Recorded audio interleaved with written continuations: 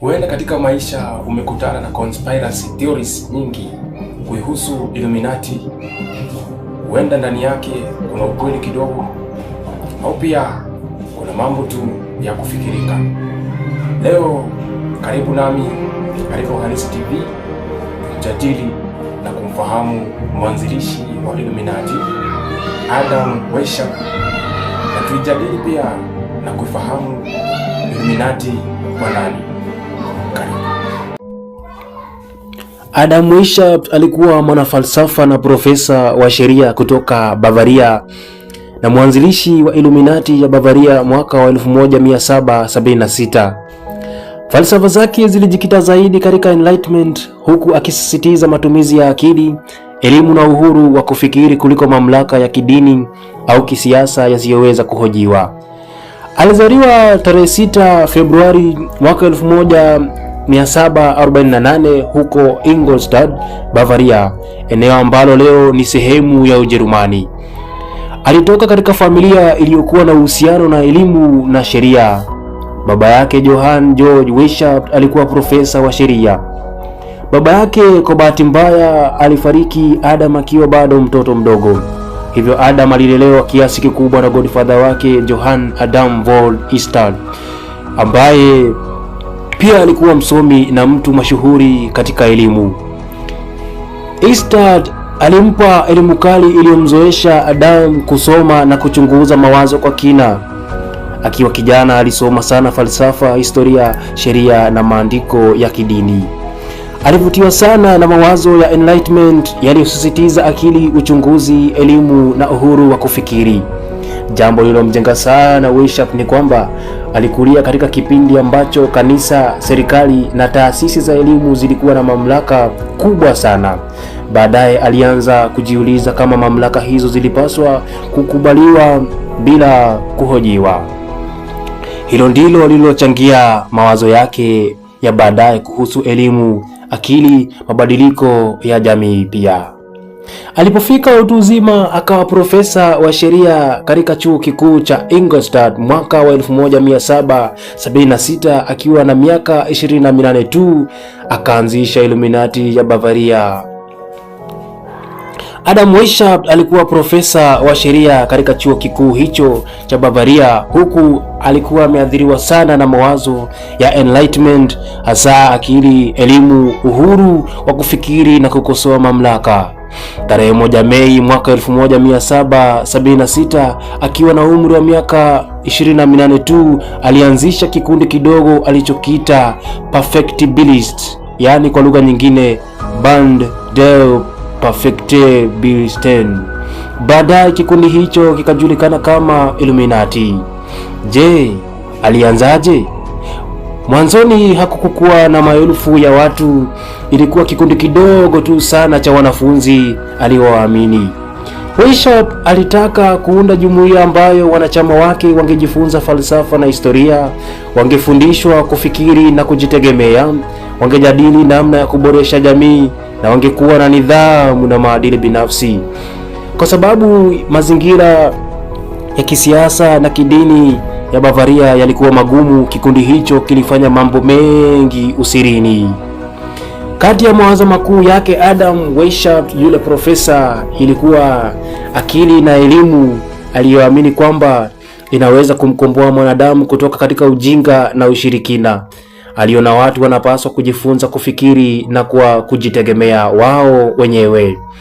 Jambo la pili ni kwamba ilikuwa kupinga mamlaka ya kidogma.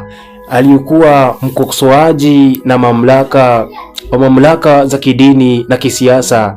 Pale alipodai utiifu bila kuruhusiwa kuhoji, ulikuwa ni kama ujinga.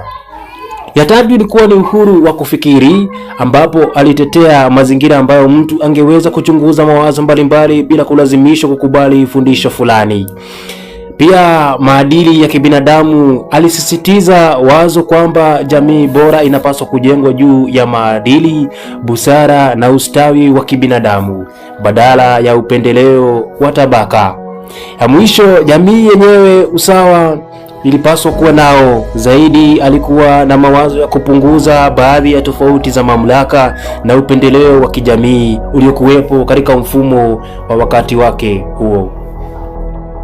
Ni kwa nini Illuminati ilikuwa ya usiri sana wakati ule?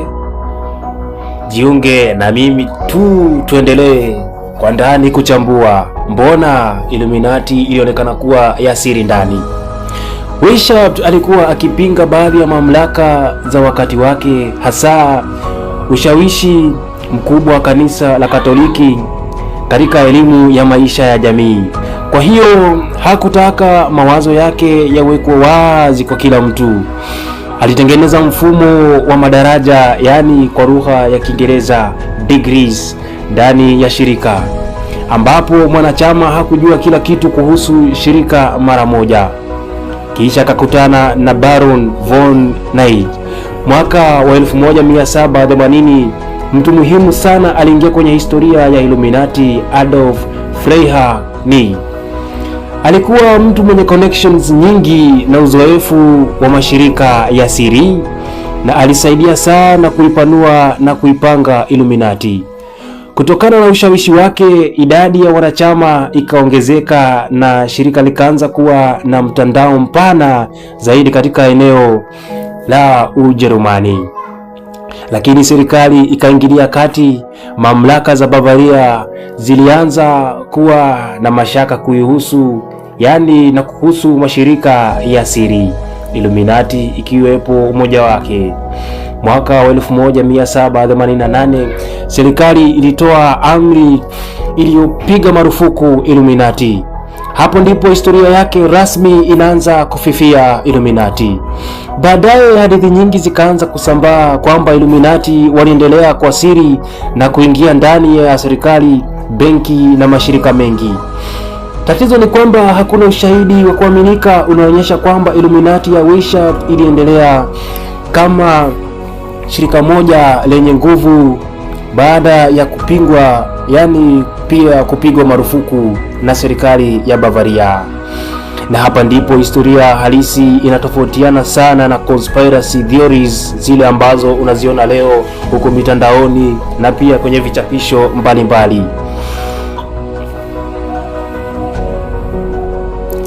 Kihistoria, Illuminati ya Bavaria ya mwaka wa 1776 haikuanzishwa kama kundi la kichawi. Weishaupt alikuwa akiendeleza mawazo ya Enlightenment, akili, elimu, maadili na kupunguza utegemezi wa mamlaka za kidini. Leo hivi kuna makundi na tovuti mbalimbali zinazotumia jina Illuminati katika huku kueneza uvumi, lakini hakuna ushahidi thabiti wa kihistoria unaonyesha kwamba kuna shirika moja linaloendelea kutoka kwa Illuminati ya Weishaupt na ambalo linaendelea na kuendeleza uchawi hapa duniani. Pia madai kwamba Illuminati ya kisasa inafanya uchawi, satanism na pia ibada za kishetani mara nyingi yanatokana na conspiracy theories, tafsiri za alama au propaganda, si ushahidi unaothibitisha shirika hilo lipo bado ulimwenguni. Jambo la kuvutia ni kwamba uchawi wa Ulaya ulikuwepo kabla ya Weishaupt na una historia yake tofauti kabisa. Mfano, kulikuwa na alchemy, grimoires, astrology na occult societies. Katika dunia ya sasa kuna sababu kadhaa na ambazo zinaweza kufanya watu wajitangaze ya kwamba wako katika Illuminati. Sababu ya kwanza ikiweko ni kutafuta umaarufu kwa kulitumia jina Illuminati. Mwanzo lina nguvu kubwa katika utamaduni wa mtandao, hivyo kulitumia kunaweza kuvutia attention. Jambo la pili ni kwamba wengi wanafanya utani na kujenga persona. Baadhi ya watu hutumia alama kama jicho, pyramid au ishara nyingine kama sehemu ya image yao bila kumaanisha kwamba ni wanachama wa shirika la Illuminati. Biashara za utapeli kama tulivyo katika milenio hii, zimejaa sana, ambapo watu wengi hutumia jina hilo kuahidi utajiri, nguvu au mafanikio, kisha kuwaomba watu pesa au taarifa binafsi. Hapo ni muhimu kuwa makini sana, usije ukasema sikukueleza. Fahamu kwa wazi kwamba Illuminati haihusiani na lolote kama hili kabisa. Jambo lingine ni kwamba kuna conspiracy theories, ambapo baadhi ya watu wanaamini kwamba kuna mitandao ya siri ambayo inaweza kuunganisha na watu maarufu, hivyo kila mtu maarufu anayetumia alama fulani hupewa tafsiri hizo. Jambo lingine ni kwamba kuna mashirika halisi yanayotumia jina hilo, lakini kutumia jina Illuminati pekee hakithibitishi kwamba ni mwendelezo wa Illuminati ya Adam Weishaupt. Kwa historia tuliyonayo, Illuminati ya Bavaria ilipigwa marufuku mwaka wa 1788. Hakuna ushahidi hata mmoja wa kuaminika unathibitisha kwamba shirika hilo limeendelea bila kukatia, yaani bila kufika hadi wakati huu wa leo. Na jambo moja la kuvutia ni kwamba watu maarufu huonekana kutumia jicho moja, piramidi, pembe tatu na kadhalika. Hapo tunaweza kuchunguza kila alama moja kwa moja na kutenganisha maana yake ya kihistoria na tafsiri za conspiracies. Katika makala mengine tutafahamu hayo yote kwa kweli. Nimekuwa wako mwandalizi na msomaji Nahodha Naftali. Shukran. Hayo tu nimekuandalia kwa leo kuihusu Illuminati. Katika makala mengine tutaingia kwa ndani.